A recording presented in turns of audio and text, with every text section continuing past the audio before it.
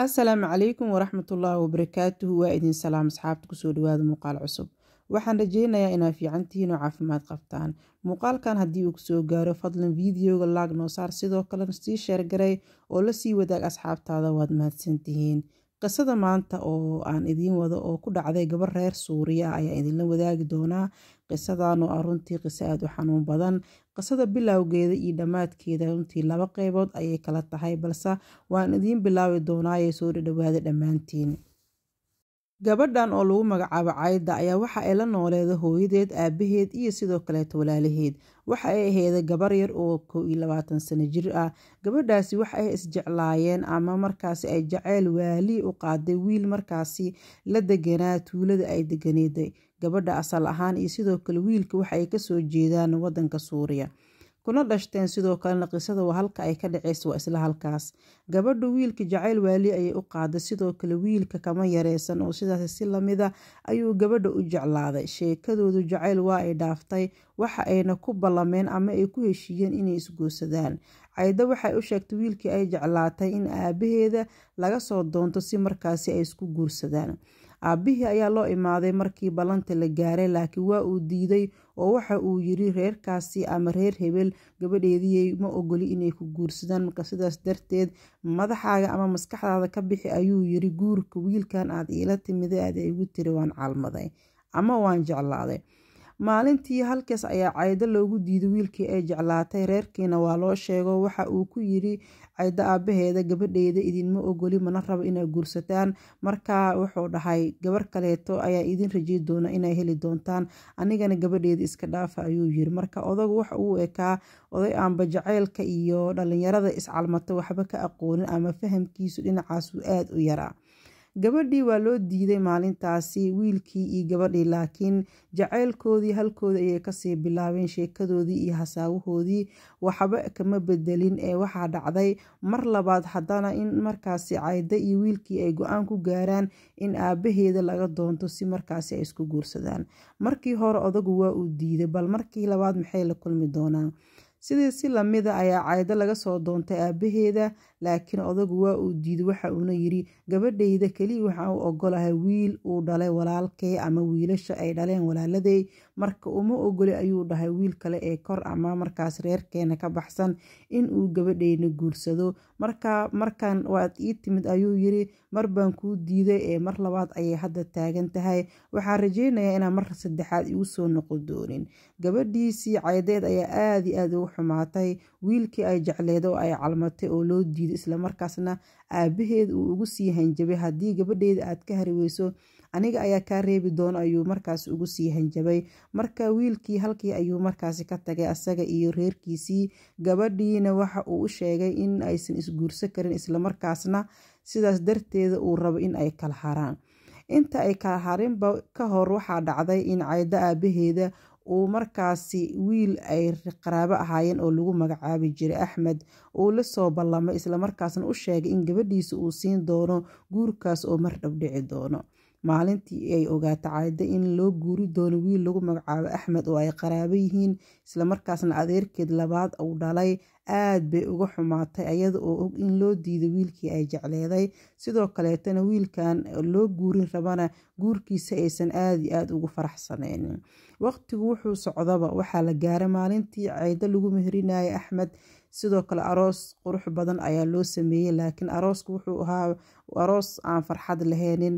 marka wiilka iyo gabadhaba ma jirin wax sheeko iyo jacayl iyo xiriir soo dhexmaray, kaliya wuxuu ahaa guur labada waalid ee iskula soo heshiiyeen in wiilkan iyo gabadhan la isku daro. marka maalintii halkaas ayaa arooskoodu ka dhacay, waa la guri geeyey oo Cayda gurigeedii ayaa markaasi loo guuriyey. markaa kadib maxaa dhacay? Cayda waxay bilowday ninkii inay markaasi aad iyo aad ula dagaasho. habeenkii ugu horeeyay ee arooskaba ninka haddii uuba la hadlo waxa ay isku dayeysanaysa ninka u jawaabin. ninka marka uu hurdo ama waqtiga uu seexdana waxa ay sameynaysay inta ay midi soo qaadato ayay qoorta ka saaraysay, waxa ayna ku laheeday haddii aad ka bixi weyso nolosheyda aniga ayaa kaa bixin doono. marka ninkii oo naxsan oo yaaban oo isla maxaa kugu dhacay, qoftaan sootay reerkaaga kugu dareen. marka ninkii markuu waaga baryay habeenkii ugu horeeyana midi qoorta laga saaray gabadhiina ay u hanjabtay ayay markaasi sheekaysteen waxa ayna ku tiri sababta ay u guursatay ma ii sheegi kartaa markaa Cayda ninkii waxa uu u sheegay aniga kuma jeclaan sidaad og tahay markaa aabahayga ayaa jeclaaday inaan ku guursado marka aniga guurkan qasab ayuu igu yahay ayuu dhahay sida adiga lagu soo qasbay ayaa anigana la ii soo qasbay ee walaalay mididan iyo waxaan aala cararaysid bal naga kala yaray Cayda ayada waxaas ma u qortaba ninka marka ayadu haduuba la hadla ama u soo dhawaado midideeda ayay la soo carari jirtay ayada oo diidaneed ninka gabi ahaanba inuu la sheekaysto xitaa inuu agteeda soo fadhiistay aad u diidaneed noloshaas ayadoo ku jirta ninkii aad buu u dhibsaday noloshan iyo gabadhan qaabdaradeeda sidoo kaleeto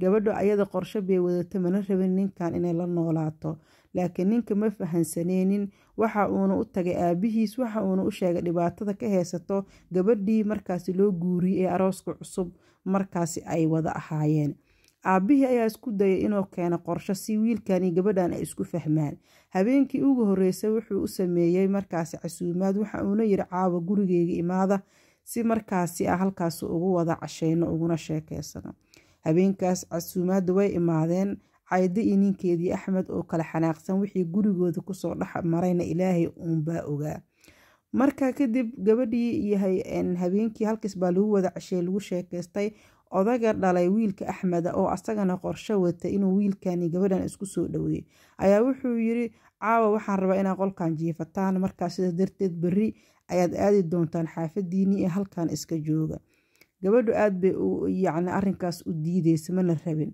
hase ahaatee in la fahmo maysan rabin habeenkii markii la gaaro qoftan waaba qof maxaan ku dhahaa ayada dhanba nooc kale ah ugu tala gashay in uu ninkan agteeda ka soo dhawaan xitaa uusan la hadlin habeenkii qolkii markii la isugu tagay qoftan kaniiniga ninkii ugu dartay biyo marka biyihii ninkii markuu cabanay habeenkii oo dhan waa uu jiifay subaxdii waaga markuu baryay oo meeshii quraacda la isugu imaaday ayuu weydiiyay odagii wiilkii Axmed ahaa aaway ama wiilkii Axmed ahaa meeye waxa aynu ku tiri wili waa uu hurdaa Axmed halkaas ayuu maalin iyo habeen oo dhan uu jiifay subaxdii markii labaad uu soo kacayna aabihiisa oo aad u yaaban ayaa weydiiyay waxa ku dhacay oo habeen iyo maalin oo dhan u jiifay laakiin asaga warba kama haynin waxa uu yiri aaba aad baa u daalanaa marka gabadhan qorshe ayay wadatay maba rabinba in ayada iyo ninkeeda qol iskugu imaadaan sidoo kale inay sheekaystaan ma aysan rabin marka qorshahaas kaliya ee dawada ay ku siisa ayay xal u aragtay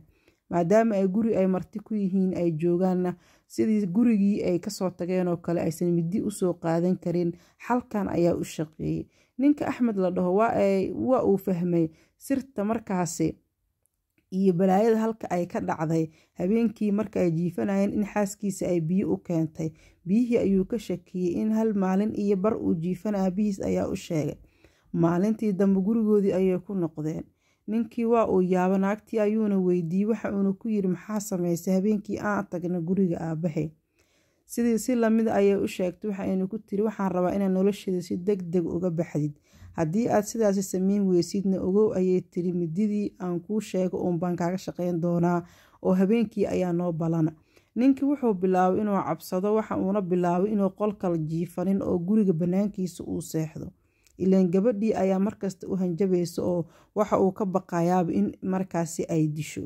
sidaas waxay ahaataba ninkii aad buu nolosha markaas u dhibsaday maalintii dambe aabihiis ayuu u sheegay sidii si lamid waxa uuna la wadaag in gabadhii uu guursado uu dhibaato aad iyo aad u weyn uu ku qabo isla markaasna uu rabo in uu furo ama in ay kala tagaan aabihii ayaa arrinkaasi diiday waxa uuna dhahay aniga ayaa xal raadi doona waqti isii bal waan soo fikiri doonaaye markaa kadibna aabihii waxa uu soo jeediyey go-aan ah gabadhan in reerkeeda loo sheego si markaasi haddii ay wax ka qaban karaan ay uga qabtaan reerka ay markaas ka soo jeeda Cayda ayaa loo tagay waxaana loo sheegay in gabadhoodii gabi ahaanba iska daa in markaasi reerkeeda ay dhaqatee xitaa cabsi laga qabo darteed oo wiilkii markaasi naftiisa uu la baqaayo uu ka cabsanayo in gabadhiiba uu la hadlo ama uu markaasi u dhawaado reerku waxa ay dhaheen maalintii dambe gabadhii ayaa lasoo canaantay waa lagu soo qeyliyay waana lasoo garaacay wax loo reebta maysan jirinin gabadhii aad bay walaalaheeda usoo markaas jir dileen waxa ayna u sheegeen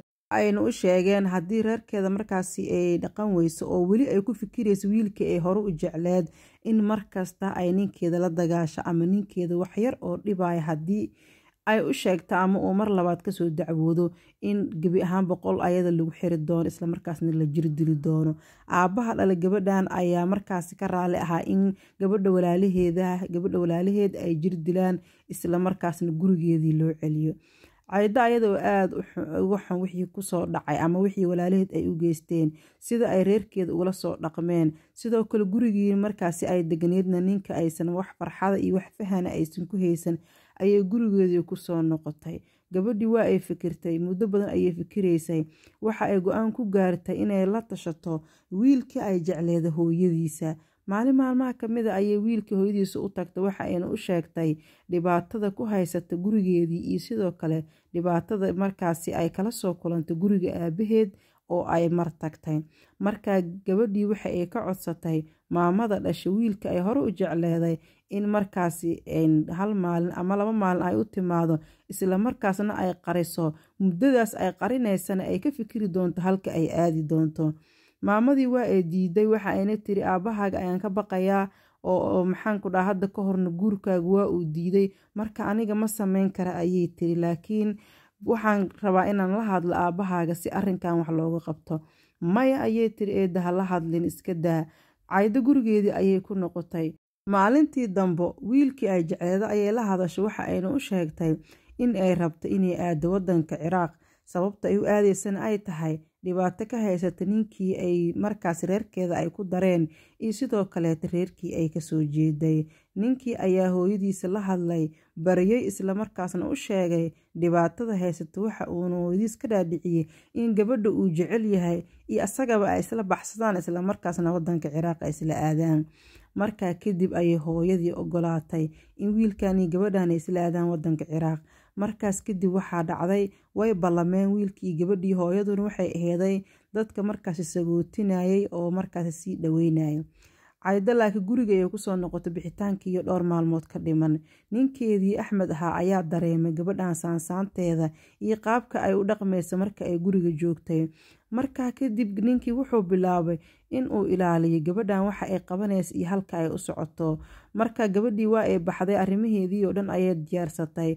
Waxay tagtay goobtii ay ku ballameen ninkii ay jeclaayeen iyo hooyadiisa. Halkaas ayay rabeen inay ka baxaan laakiin waxaa markaasi daba socday ninkeedii oo markaasi rabay inuu ogaado halka ay u socoto Cayda. Cayda markii uu arkay in ay la kulantay ninkii ay hore u jecleeday iyo sidoo kale hooyadiisa ayuu ninkii yaabay. Way baxeen oo waa safarkoodii ayaa bilowday. Ninkiina waxa uu ogaaday in gabadhan ninkii ay jecleed iyo hooyadiisa oo isla jooga isla markaasna hooyada ay sagootinayso gabadhan iyo wiilkan. Marka ay baxeen kadib ninkii waa uu soo baxay waxa uu u yimid waa ninkii Axmed ahaaye. Cayda reerkeedii waxa uu u sheegay in gabadhoodii ay la tagtay ninkii ay jecleeday isla markaasna meel ay aado uusan garanaynin laakiin asaga ay ka tagtay. Reerkii ayaa yaabo qaracmay aad uga xumaado waxa ayna go-aan ku gaareen marka ugu horeyso oo ay gabadhooda arkaanba inay xarig ku daldalaan maadaama ayada oo nin qaba ama reer le ay reer kaleeta markaasi ka daba carartay. Reerkii aad iyo aad ayay u xanaaqeen weliba wiilashii ayada la dhashtay. Wiilashii waxa ay bilaabeen inay israadiyaan hooyada dhashay wiilkii markaasi Cayda ay isjeclaadeen. Hooyadii ayaa loo yimid waxa ayna hooyada sheegtay ayada oo ka cabsanaysa reerka markaasi Cayda ay kasoo jeedo. Waxa ay sheegtay in gabadhoodii wiilkoodii ay Ciraaq aadeen waxaana markaas halkaasi ka bilowda safar kale. Wiilashii Cayda la dhashtay oo raadinayay gabadhii walaashooda aheeday. Ugu dambeyn gabadhii waa la keenay waa la soo helay guriga ayaa lagu soo celiyay. Maxaa dhacay? Ciraaq inay iska joogto way fiicneed ninkii ay la carartay inay isla joogaan way fiicneed inkasta oo Marwo aheed laakiin maxaa dhacay markii dib loogu soo celiyay wadanka Suuriya gaar ahaan tuuladii ay ku dhalatay ay ku kortay. Gabadhii markii la soo celiyay kadib ninkii ama reerkeediiba looma celin ee waxaa la geeyay gurigii aabaheed waxa uu amray gabadha in qol lagu xiro isla markaasna halkaasi ay ku noqoto maxbuus. Subaxdiina loo geeyo cunto sidoo kaleetana musqul kaliya loo ogolaaday inay aado.